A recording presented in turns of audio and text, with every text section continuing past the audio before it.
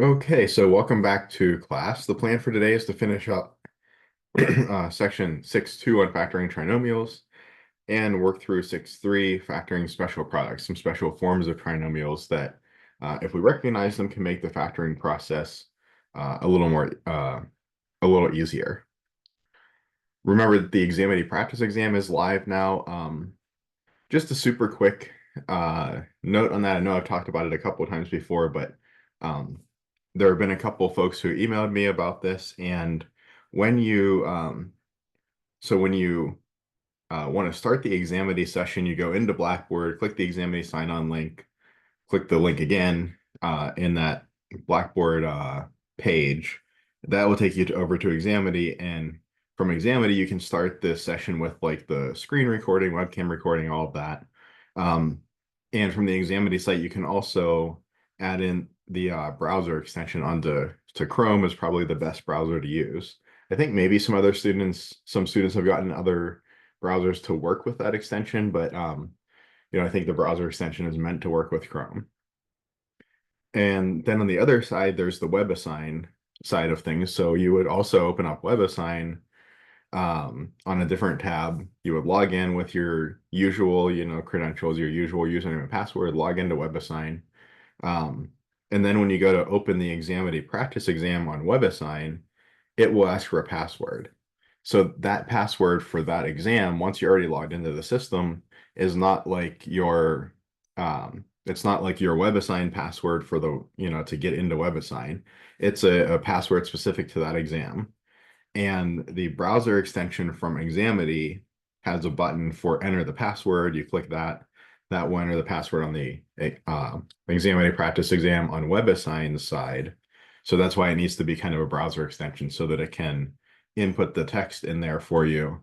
And then you hit submit password or whatever, and then it lets you into the exam. So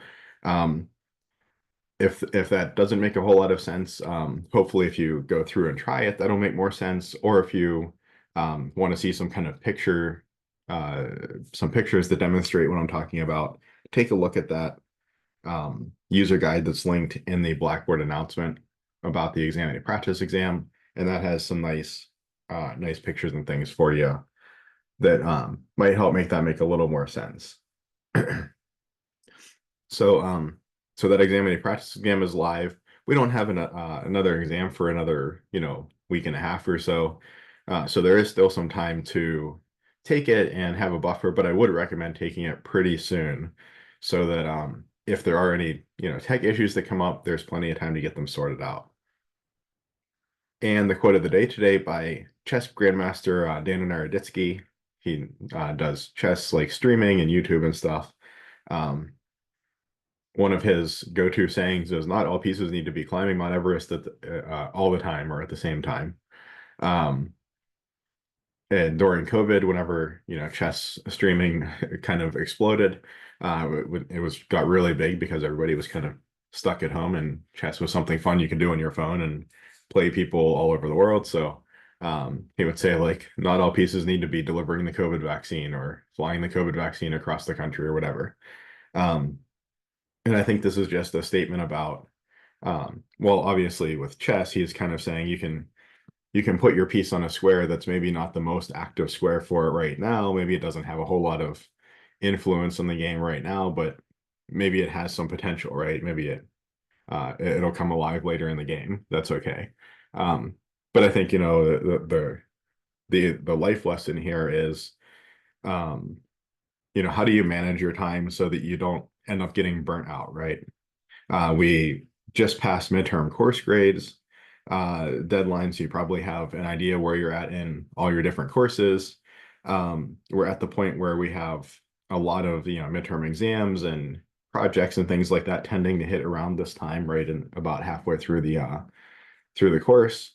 And do you have to be giving 100% in every course all the time and in every aspect of your personal life and your job and all of that? Well, no, you can, move those levers up and down as needed. So if you see that you have a really good grade in one course, maybe a better grade than you expected even, and in another course, the grade is a little lower than you'd like, right? Maybe cut back a little bit on the course where you have the ability to do that and put a little more effort into the course that you want to boost that grade, right? You don't have to give 100% to all aspects of your life all the time.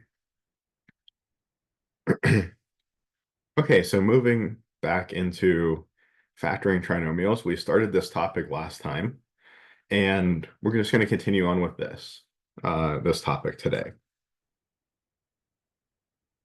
So remember, our goal is to write x squared plus bx plus c as x plus m times x plus n, and typically we think of wanting m and n to be whole numbers or natural numbers. And remember, the strategy was, if we FOIL this, we get x squared plus m plus nx plus mn. So I'm looking for two numbers, m and n, that multiply to make c and that add to make b. So that was my goal. And this is for quadratics where the leading coefficient, the coefficient of the x squared term, is 1. So I noticed that, all of these down through here, and I mean, these might look a little bit different, so we'll handle those separately, but at least down through here fit that description. Okay, so again, I'm looking for two numbers, m and n. I want them to multiply to 100. Now, if I have the product of two numbers being positive, both numbers could be positive, but I see that I want their sum to be negative. So I'm actually going to make these numbers both negative. So I want two numbers, m and n, whose product is positive 100, whose sum is negative 20. So I could go down my list, negative 1 times negative 100, that would work. Negative 2 times negative 50. Sorry, that would work for making a product of 100, and so on. I could go down my list, but I could probably also just kind of make an educated guess that negative 10 and negative 10 will work. Right, negative 10 times negative 10 is positive 100. Negative 10 plus negative 10 is negative 20. So that is the one that I'm interested in. So this is x minus 10 times x minus 10, or we could just write that as x minus 10 all squared.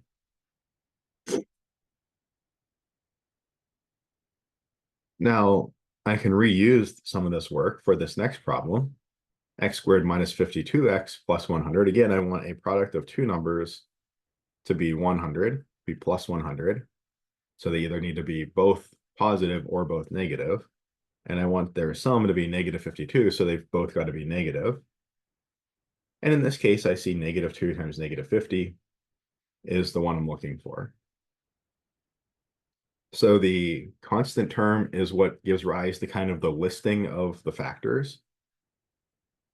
And then the linear term is what kind of picks out the selection from that list of factors. So this is going to be x minus 2 times x minus 50.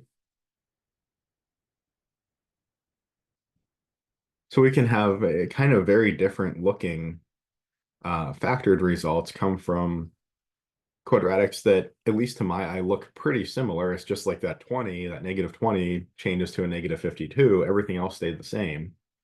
And we got a very different factored form.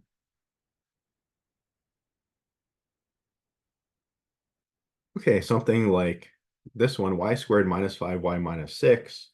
Again, I'm looking for m and n.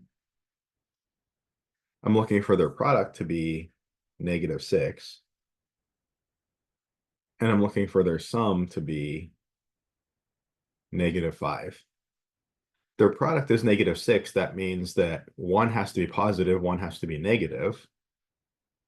And their sum is negative 5, which means the bigger one in magnitude, has to be the negative 1.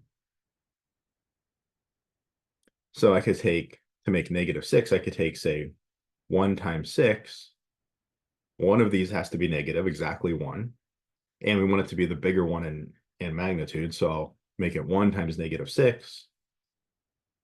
And nicely enough, 1 plus negative, so 1 times negative 6 does make negative 6. 1 plus negative 6 makes negative 5. We get y plus 1 times y minus 6, and that's our answer. And if I move to the next one, I have a constant term of 5, so I'm looking for a product that makes 5, and I'm looking for the sum to be positive 1. I need two numbers that multiply to a positive, so they both got to be positive. Sorry, both positive or both negative, but their sum has to be positive, so they both got to be positive. For 5, I don't have a whole lot of options, right? I basically, well, since 5 is prime, my only option is 1 times 5. And then m plus n is going to be 1 plus 5 or 6, but 6 is not 1. So the only way that I can break up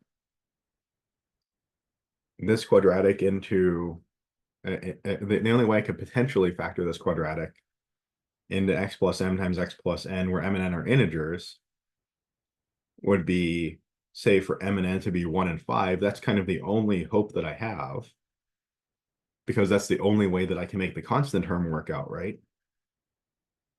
But unfortunately, in that case, the linear term does not work out right. The linear term would end up being 6, but we need it to be 1. So the only option uh, for my factoring over here does not satisfy the requirement for the linear term. So this quadratic can't be factored into the integers. We call it prime. This is kind of in some sense, like the simplest form that we could put this in. We can't break this apart into the product of simpler pieces like these ones up here. It's a little bit how, like, if you take the number 8, could be written as like, well, maybe that's a bad one. Say take 6. 6 is 2 times 3, can be broken up into simpler pieces. But if you take a number like 7, it's just kind of like 1 times 7. We can't really break it up into anything simpler than itself. That's a little bit like what's happening here. This quadratic can't factor into something simpler, at least not under the constraint that the coefficients are all integers. So we call it prime, the same way that we call these types of numbers prime numbers that can't break down into simpler factors. These quadratics that can't break down into simpler factors, we call them prime. Now, to be clear, maybe we could do like, x plus 1/2. This wouldn't be the solution, but, x plus 10 or something like that. Maybe there is a way to factor it. But we would have to use we'd have to use at least one coefficient that's not an integer. And it's also possible that there's just no way to factor this at all. Or at least in the real numbers, we might be able to use like x plus 2i times like x minus, well, x plus 5i times x minus I or something like that. Maybe something like this would work. Again, this one doesn't work, this particular, but just showing you an idea. If you've seen imaginary numbers before, that might be something that we would need to bring into play here. So looking at this quadratic, we're not saying that there's no possible way ever in any circumstance to factor it, but we're saying it doesn't factor over the integers. It doesn't factor in a way that we can get x plus m times x plus n, where m and n are both integers. So we call that a prime polynomial. Okay, let's look at x squared minus 3x minus 54. So I want m times n to be negative 54. So one of them's got to be positive, one of them's got to be negative. And m plus n is going to be negative 3. So the larger one in magnitude has to be the negative one. The smaller in magnitude one has to be the positive. So I'll start with 1 times 54. I'll make my m the smaller one. Remember, one of these has to be negative, one positive, and the larger magnitude one has to be negative. So the n will always get the negative sign, the m always the positive sign, because I'm starting with the m's being 1, working my way up, and then the n's will be bigger.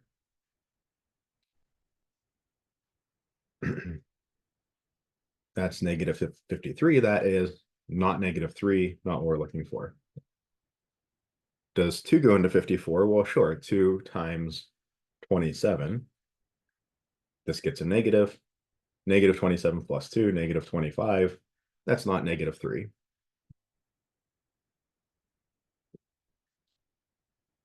What about 3? Well, yeah, 5 plus 4 is 9, which is divisible by 3. So 54 is divisible by 3. So 54 is like 30 plus 24, or 3 times 10 plus 3 times 8. It's like 3 times 18. And negative 18 plus 3 is negative 15. That's not negative 3. Does 4 go into 54? No, I don't think it does. 54 is 2 times 27, but I don't have another factor of 2 in the 27 to pull out and make it 4. How about 5? No. How about 6? Yeah, I think I have 6 times 9, right? 9 sixes are 54. My bigger magnitude number gets the negative. And then 6 plus negative 9 is negative 3. And that's exactly the one we're looking for.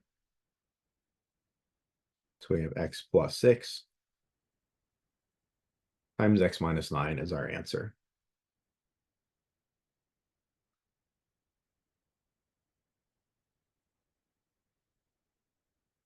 Okay, so maybe we'll just do one of these just for time consideration. So let's look at this one. We have something that looks a lot more complicated than what we had up here, because we have another variable.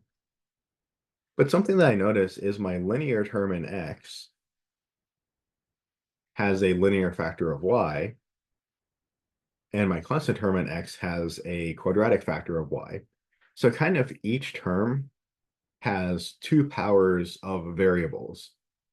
The first one has 2 x's, the middle one has an x and a y, the last one has 2 y factors. So let me kind of adapt my x plus m, x plus n idea up here. What if I did like x plus my times x plus ny? If I multiply these out, my firsts give me x squared. My outers give me plus n xy. My inners give me plus m xy. And my lasts give me mn y squared.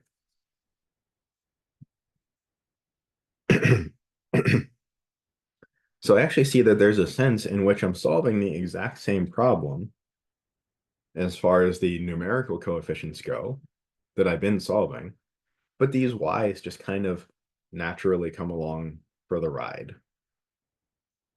So in a situation like this one, where I have my quadratic term in x, my linear term in x picks up 1 factor of y, and my constant term in x picks up 2 factors of y. Well, that's a situation where I can use the same techniques as before and just kind of, plug these y's in here and everything should work out okay. So just like before, I'm looking for 2 numbers, m and n, whose product is, well, in this case, negative 65, and whose sum is negative 8.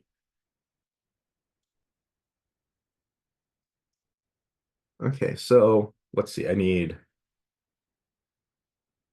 2 numbers to multiply to a negative number. So one's going to be positive, one's going to be negative, and their sum has to be negative. So the larger in magnitude has to be negative. So I have, for instance, 1 times negative 65, the sum negative 64. That's not negative 8. And if we go down, we get to what? 5 times 13 with a negative. Negative 13 plus 5 is negative 8.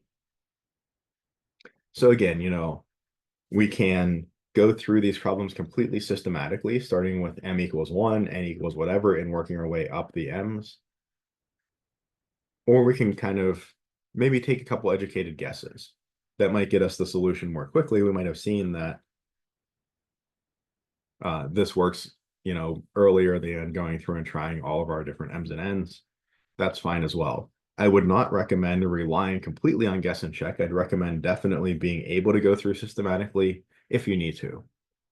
If for no other reason than, well, if you come up against the prime uh, polynomial, you can guess and check all day. You're not going to find a solution because there is no solution. The way you prove to yourself that there's no solution is not just by saying, oh, well, I guessed and checked a bunch of different ones and I haven't found the answer yet, so it's probably no solution. No, the way that you would prove to yourself that this is indeed prime is to write out every possible m and n whose product makes c and show that none of those add up to b. So that's the way that you would prove to yourself that the quadratic is prime. So, but in this case, with a little bit of guess and check, we got the answer pretty quickly. And we see that we have x plus 5y times x minus 13y.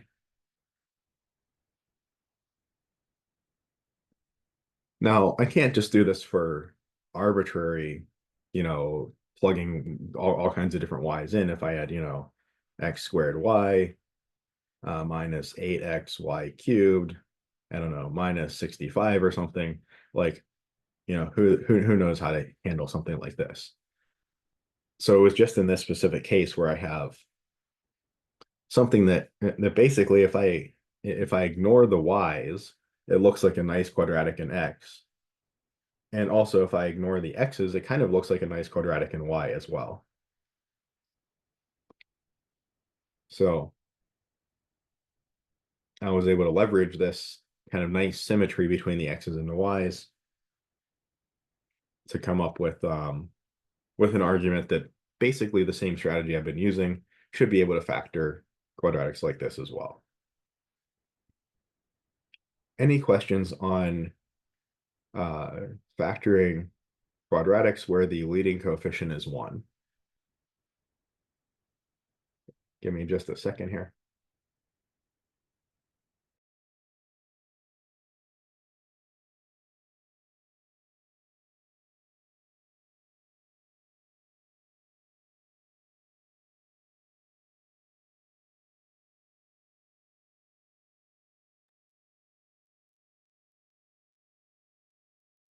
Okay, so now we're going to move into factoring more general quadratics where our leading coefficient is not 1.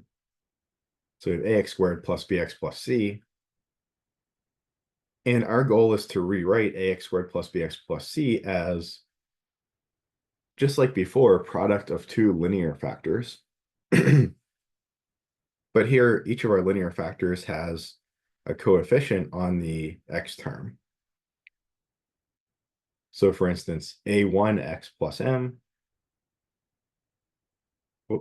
times a2x plus n.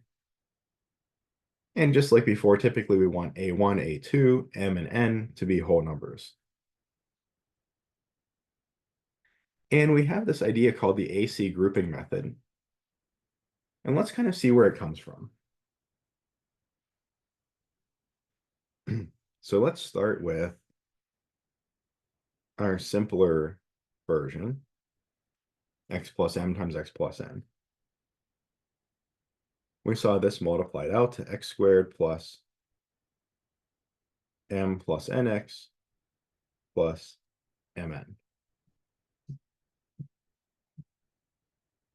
Okay, so my goal was to find two numbers that multiply to make c and then add to make b, and then that just kind of gave me the answer right away. If I wanted to take an intermediate step to get back to the answer, I could have said that, well, x squared plus bx plus c equals, well, I found these two numbers m and n, that add to b and then multiply to c. That's x squared. I could break bx into mx plus nx.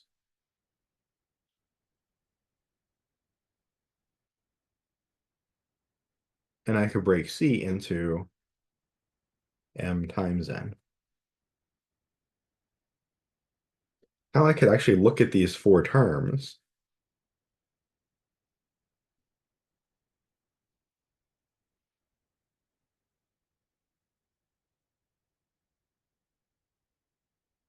I could look at these four terms and I could regroup them like this, and I could try to factor by grouping.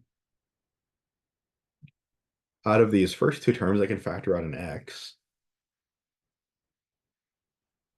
And out of these last two terms, I can factor out an n. And then I can factor an x plus m out. And I'm left with x plus n. So I got back to where I started, but using this idea of taking bx, splitting it up in a very specific way, splitting it up into mx plus nx. If I split it up in a different way, m plus 1x plus n minus 1x, I'm not going to be able to do factoring by grouping. It's not going to work right. I need to figure out exactly the right way to split b up. So a different perspective on finding m and n from up here, instead of just saying that gets me the answer right away, a different perspective is that m and n tell us how to split b up so that factoring by grouping will work. Okay. Now what happens if I have a factor or a coefficient a in my first term? So what if I have ax squared plus bx plus c? The AC grouping method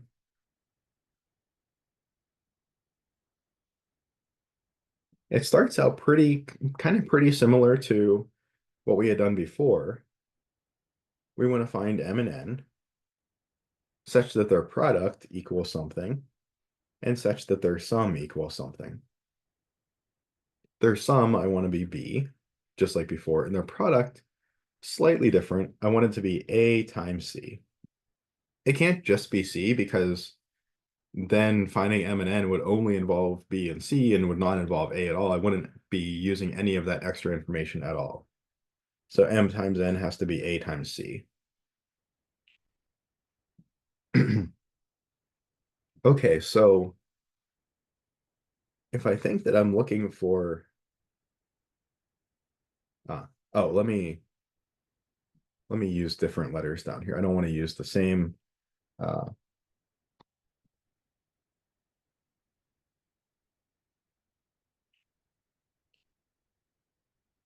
yeah. Let me actually change my letters up here. I got two into m and n. Let me call this p and q. I'm using the letters m and n in two different contexts in two different ways. So we're just going to change these ones to p and q because I think that'll be easier than rewriting my letters down here. Okay, so I want m and n to be two numbers who multiply to make a times c and who add to make b. And somehow I want to end up with this factorization, say a1x plus p times a2x plus q.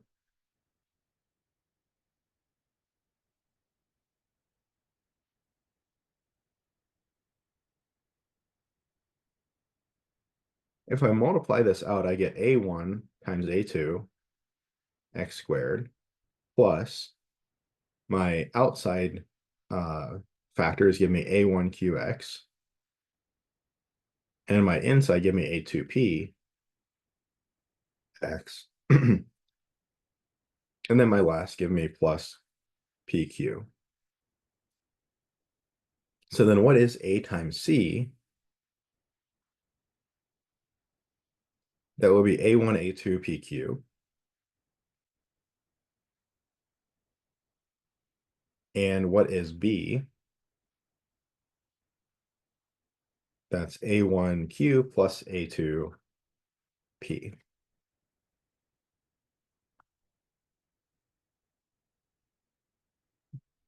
Okay, so what is my goal here? I'm kind of running out of colors, but let's use red.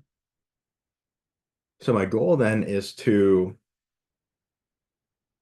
rewrite b as m plus n. So rewrite this as ax squared plus m plus n x plus c.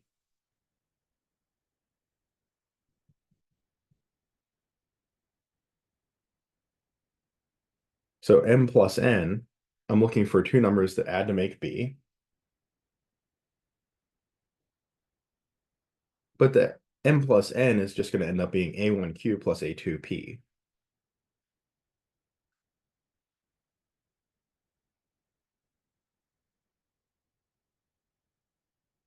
And then I have a times c is a1, a2pq. So that's, well, I guess that is what? Um, that's the product of these ones. So I have a1, a2 x squared, and then pq at the end here.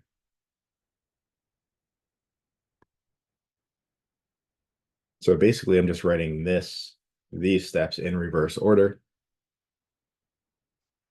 But now I can break up this middle term to make a1, a2x squared plus a1qx plus a2px plus pq. And I can look at my first two terms and my last two terms. My first two terms, I can factor out an a1 times x. And that leaves me with an a2x plus q. And my last two terms, I can factor out a p, leaving me with a2x plus q. And then I can factor out an a2x plus q to get my factored form. So this is the idea of the AC grouping method. We start off pretty similar to our previous work. We look for two numbers m and n that multiply to make a times c and that add to make b. But then importantly, we use those two numbers to tell us how specifically to break up part b into the sum of two terms, and then we factor by grouping. So that's why it's called the AC grouping method. It's AC because we use AC there, and it's grouping because we end up using factoring by grouping once we break B up in this specific way. There are lots of ways to break B up. If B was a number like 5, I could make it, 4 plus 1 or 1 plus 4 or 3 plus 2 or 2 plus 3. Lots of ways to break B up, but there's going to be one way that works and the other ways won't work.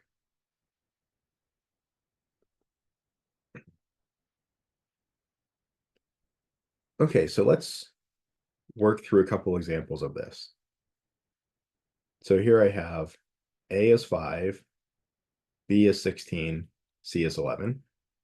So I'm looking for two numbers, m and n, so that m times n equals a times c, or 5 times 11, and m plus n equals b, or 16. And I think pretty clearly m equals 5, n equals 11 works. So I don't want to right away just write down x plus 5 times x plus 11 and be done. I know that that's not going to work. This is a slightly different scenario than we had previously. What this tells me is how to break b up. I want to break 16x up into 5x plus 11x.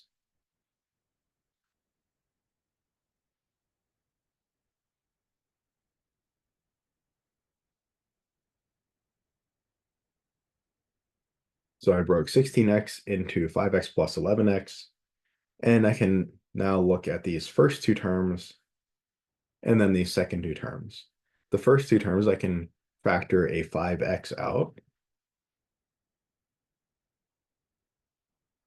and I end up with x plus 1. And my second two terms, I can factor an 11 out and end up with an x plus 1. Then I can factor an x plus 1 out of all of this.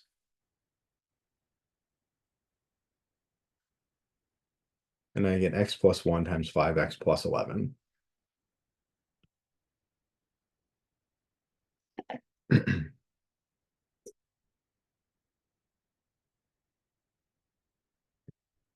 Let's go through a few more examples of this.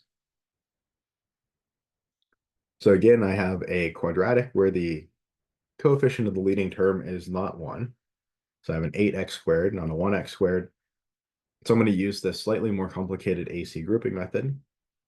I'm looking for two numbers, m and n, where their product is a times c, or 8 times 3. I'll usually leave these factor just as a times c, because I know that eventually I want to look through, start with like m equals 1 times whatever, m equals 2 times whatever, and so on, to work my way down systematically. And if it's already factored a little bit, it's going to make that even easier. And I want m plus n to be 25.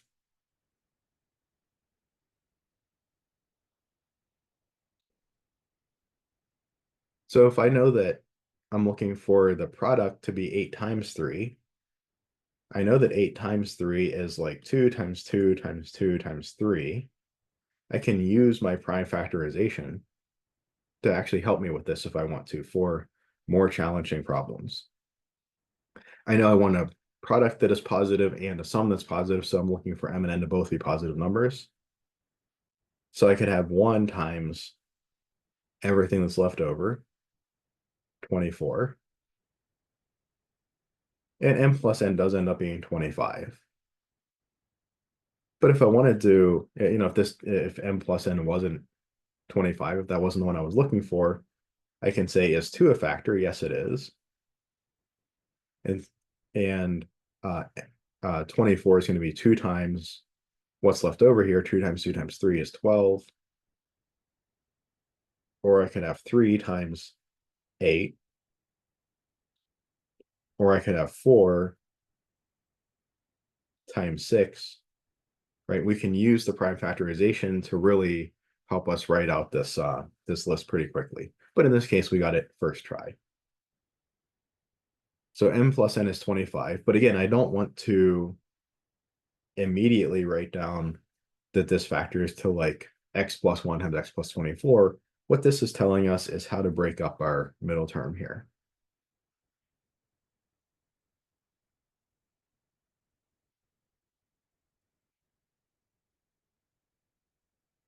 So I broke up 25x into 24x plus x. And now I kind of regroup these into the first two terms and the last two terms. I factor a greatest common factor out of the first two terms. A factor of 8 can come out, as well as a factor of x. And in these last two terms, x plus 3, there's actually nothing really that can come out. But I'll choose to write this as 1 times x plus 3 to make it very clear that now we have our common factor of x plus 3 that can come out.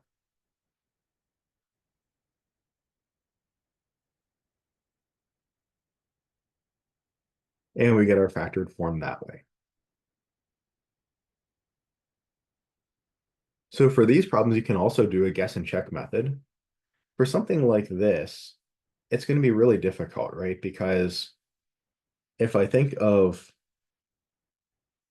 the way the kind of potential, say, ways that my factored form could look, it could look like 8x times x, or like 4x times 2x. And then to make it 3, I could have like a 1 here and a 3 there, or a 3 here and a 1 there.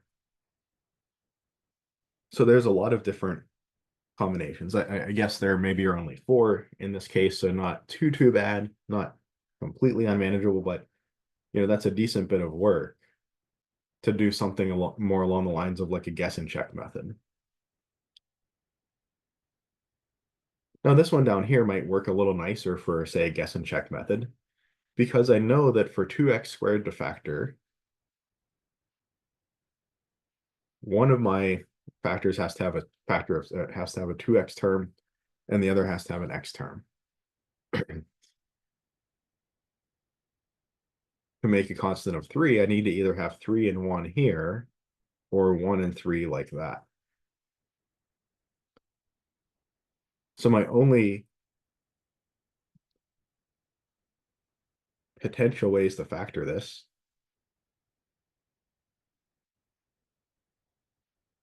are like this. And I see that I need a constant term that's positive. So those last two factors either need to be both positive or both negative, or the signs that I put in here need to be both plus signs or both minus signs with a cross term that's positive. These have to be positive. So for something like this, a guess and check method works okay because I only have really two candidate factorizations. I just have to check and see which one is right.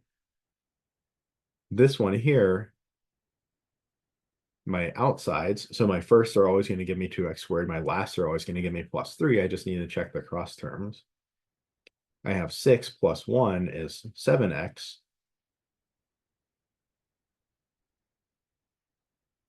Well, I'm looking for 4x. That's not right. But up here, I have 2x times 1 is 2x. And then I have 3x in the middle. Well, I end up with 5x here. That's not right either. I think this is prime. It was easy enough to check this way. I could have also done m and n. I'm looking for m times n equals ac, or 2 times 3, and m plus n equals 4. Well, I only have really 1 times 6, or 2 times 3. These both have to be positive. 1 plus 6 is 7. 2 plus 3 is 5. Neither one of these are going to work. So this does end up being prime. And I can actually see that simply enough with the guess and check method, because really mainly because A and C were both prime numbers. That's what really led to this being an easier guess and check method. But I think as a general rule, though, the more complex the problem, probably the more systematic you want to be about it.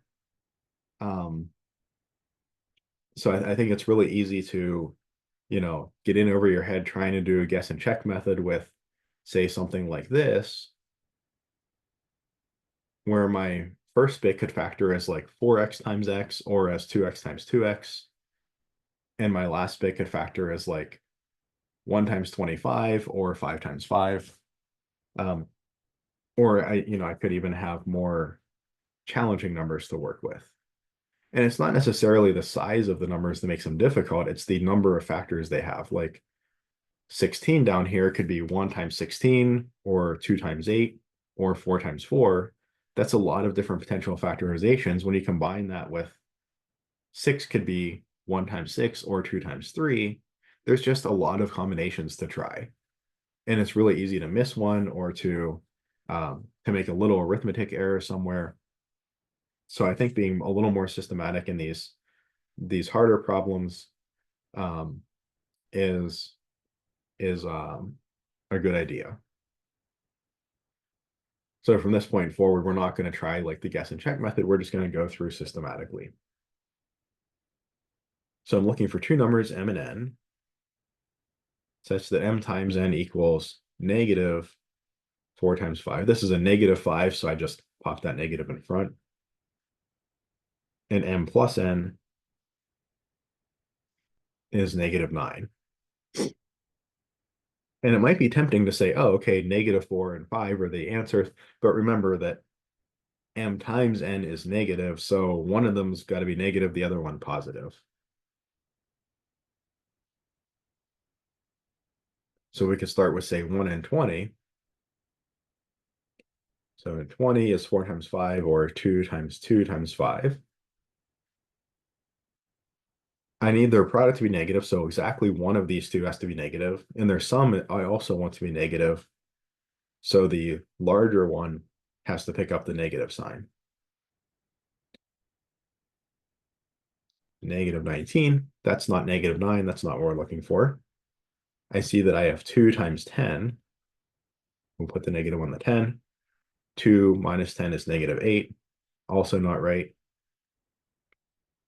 3 doesn't work. 4, I have 4 times -5. 4 times -5 would give me -20. But 4 minus 5 is -1. That's also not what we're looking for.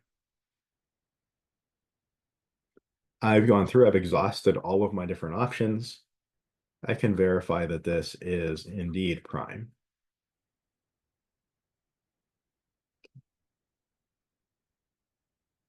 I think, even with a simpler problem like this, trying to use the guess and check method, while it wasn't terrible because we only kind of came up with 2 different options, I think it was a lot more convoluted and confusing than just working our way systematically through this list and seeing that none of the options work, so it's prime.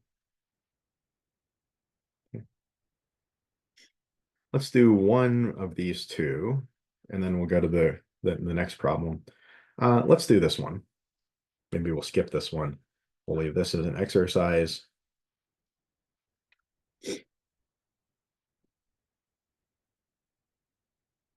So here I'm looking for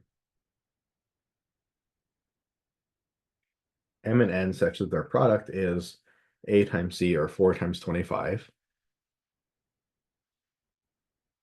Instead of writing this as 100, I'll just choose to leave it as 4 times 25. And I want their sum to be -20.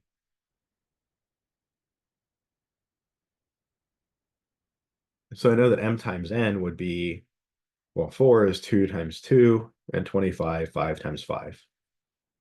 You might be able to see the answer here, but um, we'll go through systematically. I know that I want the product to be positive, so they both have to have the same sign, and I want the sum to be negative, so they both have to be negative. So M could be 1, which makes N all of this, 5 times 5 times 2 times 2, 100, both with negative signs. -101 for M plus N, that's not -20. I could have 2 times the rest of this. 25 times 2 is 50, both with negative signs. -52 for the sum, that's not right. I don't see any factors of 3 up here. I could make a 4 with these two 2's. What's left over is 5 times 5 or 25. Again, both with negatives. -29 for the sum, that doesn't work. I have 5 times 5 times 4 is 20, both with negatives. -25 for the sum, that's not right. 6 doesn't work. I don't have a factor of 3 to make a 6. 7 is prime. I don't have any factors of 7 in my factorization up there. 8, I have 2 factors of 2, but not a third factor of 2 to make an 8. No 3's to make a 9. 10, I can make a 10 out of 5 times 2, leaving me with 10, both negative. Hey, -10 plus -10 is -20. This does work. So I want to split this into 4x squared minus 10x minus 10x plus 25. Even for a problem like this, where it was kind of cumbersome to do it systematically, it wasn't all that bad, especially if I take a little bit of extra time and make a prime factorization at the beginning. It makes things go so much much more smoothly, because I'm only plucking out factors from my prime factorization. I'm saying which ones am I going to use in M, then which ones are left over for N. It can go quite quickly, even if we go through completely systematically. We don't have to do guess and check all the time.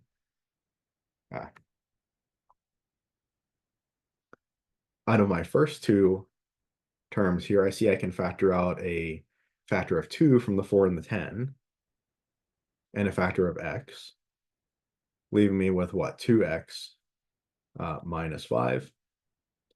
And in my second 2, I can factor out a factor of 5. That would leave me with like -x plus 5. Oh, I'm sorry, -2x plus 5. But that doesn't quite mesh with the 2x minus 5 that I had before. I'm going to choose to factor out a little bit more. I'm going to factor out a minus 5 so that I have a plus 2x minus 5.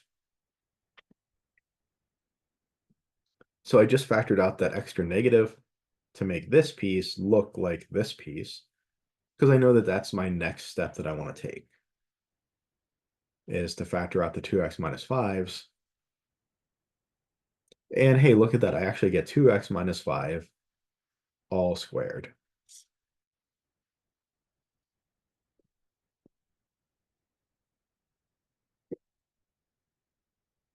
Then our next problem, I kind of wrote it here twice, in part to kind of remind me of something, but our next problem, we're looking for m times n equals 6 times 16 with a negative, and m plus n is negative 46. 6 times 16, this is like, well, negative 2 times 3 times 2 to the 4th. There's a lot of ways to factor this, right? I mean, I could have 1 times all of this, or 2 times all of that, 3 times 2 to the 5th. I could have, 4 times all of that.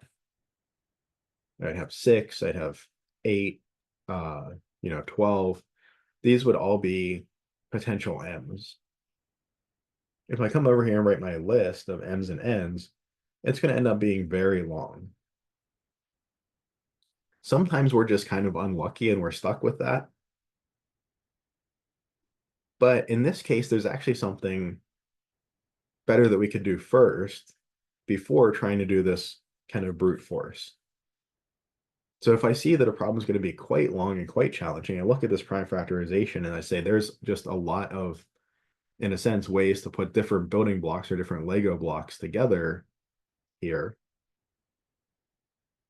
Can I do anything first? Sometimes the answer is no. Sometimes the answer is just, well, it's just going to take a while to do this problem. But a lot of times the answer is yes. Actually, I see that every one of my terms here, all 3 terms, have a greatest common factor they can factor out. It has a factor of 2 in everything. In other words, I can immediately factor out 2 times and make this 3x squared minus 23x minus 8. I would much rather look for m's and n's that multiply to negative 3 times 8 than that multiply to negative 6 times 16. Basically, what I did is I just got rid of 2 factors off of this factorization here. I pulled a 2 off of the A and off of the C, getting rid of 2 of these 2's, and I have a much more manageable problem to deal with now. So for this revised quadratic, after I factored out that 2 all the way in front, what do I have? I'm looking for m times n equals a times c, negative 3 times 8, and m plus n is negative 23. This is negative 3 times 2 times 2 times 2. The product is negative, so one has to be negative, one positive. The sum is negative, so the bigger one has to be the negative. So I could have 1 times, well, 2 cubed times 3 is 24. We'll make this one negative. And the sum, we actually see here, the sum is indeed negative 23. So this works out right away. So coming over to some scratch work over here, minus 23, I want to factor as minus 24x, or not factor, I want to break up as negative 24x plus 1x.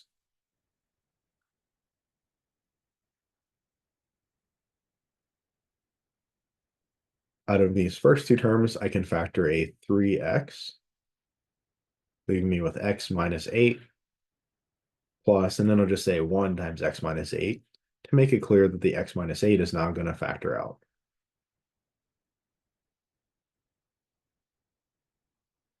Now, I don't want to forget that I had this 2 up here, so when I bring all of this back over, I have 2 times x minus 8 times 3x plus 1. And this is actually my fully factored form. So ideally, what I would do is every problem, the first question I ask before I do anything else, I would ask, is there a greatest common factor that can come out here? When our coefficient of x is 1, we're never going to get a common factor out, right? And maybe I shouldn't say never, but if our coefficient of x is 1 and it's a quadratic and we have all 3 terms, the quadratic, the linear, and the constant, we won't get a coefficient out because there's no numerical coefficient that can come out, or no numerical factor that can come out because of our first coefficient being 1, and there's no variable factor that can come out because our last coefficient is a constant. It doesn't have any variable factors in it. But when we have an a that's not equal to 1, we have the opportunity that sometimes it didn't happen here. I couldn't factor a 5 out of b and c, for instance. It didn't happen here. 8 only has factors of 2. 3 only has a factor of 3, so they didn't mesh. The GCF of those was just 1. Didn't happen here either, or here, or here. But it did happen in this problem. And it made our problem a heck of a lot simpler, right? Getting rid of those couple factors of 2 made the numbers much more manageable. So we always want to be on the lookout for that. And if I had kind of, brute forced my way up here, if I had gotten myself down to something, I might have gotten something like 2x minus 16 times 3x plus 1, something like that. This actually does not count as the fully factored form because this piece has a GCF that can factor out. It has a factor of 2 that it could factor out. So not only do we make the intermediate steps easier, we also kind of help ourselves ensure that we're getting the fully factored form at the end. So before we jump into the AC grouping method, we always want to take a look and just ask ourselves, is there any factor that can come out of all 3 terms initially that'll help us to ensure that we get the fully factored form at the end, and that'll also make our intermediate steps even more manageable? Oftentimes the answer is no. None of these other problems had such a common factor. But when we do see one, it's a nice simplification. So we want to keep our eye out for that. And we always do want to check at the end as well and just ask ourselves, okay, I got 2 factors. Now, is there any other way that I could factor either of these factors? Is there anything else that I can do to simplify either one of these factors? Again, previously the answer was always no. But here, if we had gotten to this factored form, we could go a step further and factor out a 2. Okay, so that finishes up our